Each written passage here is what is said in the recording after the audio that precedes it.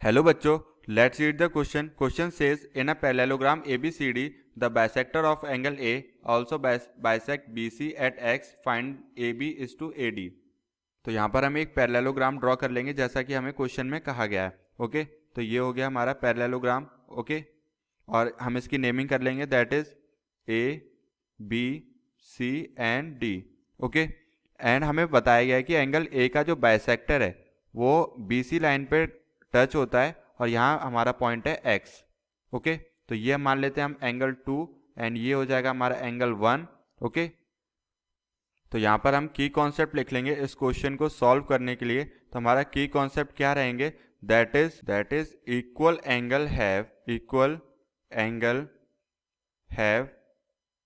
Equal opposite sides. Okay, and vice versa. इसका vice versa भी हमारा ट्रू रहता है. एंड हम क्या देख लेते हैं, that is angle sum property of triangle.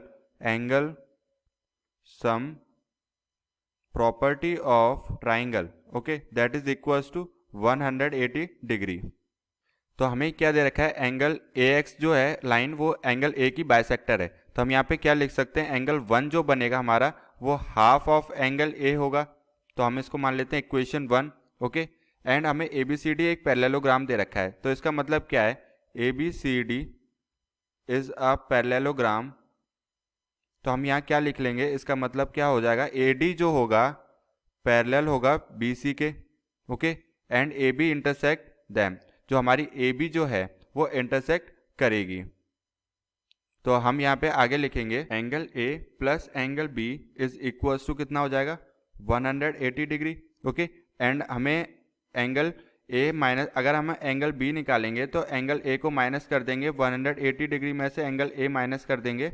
Okay, तो ये हो गई हमारी इक्वेशन 2. नाउ ट्राइंगल ABX में अगर हम देखते हैं, इन ट्राइंगल ABX, ओके, अगर हम इसको कंसीडर करें, देन अगर हम इसमें एंगल सम प्रॉपर्टी लगाएंगे जो कि हमने की कॉन्सेप्ट में लिख रखी है, तो हम यहाँ लिखेंगे angle 1 plus angle 2 plus angle B that is equals to कितना हो जाएगा, 180 डिग्री.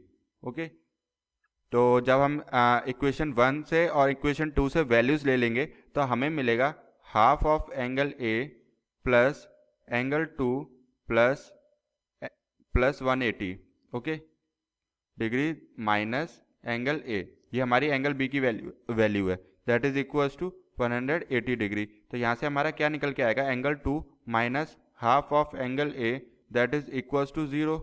तो यहाँ हो जाएगा angle 2 is equals to half of angle A. ये हमारी इक्वेशन कौन सी हो गई, इक्वेशन 3.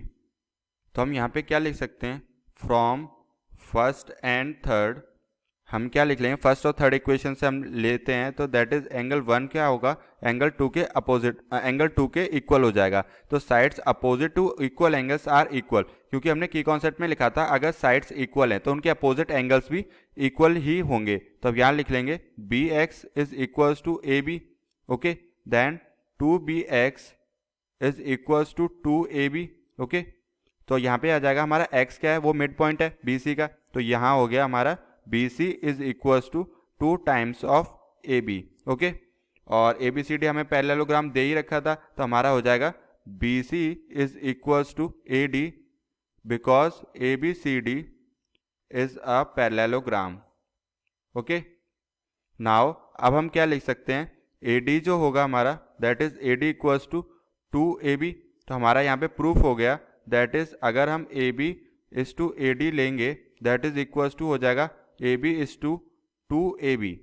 तो हमारा क्या आ गया रेशियो, दैट इज 1:2 का आ गया रेशियो अगर हम AB और AD का रेशियो लेते हैं तो.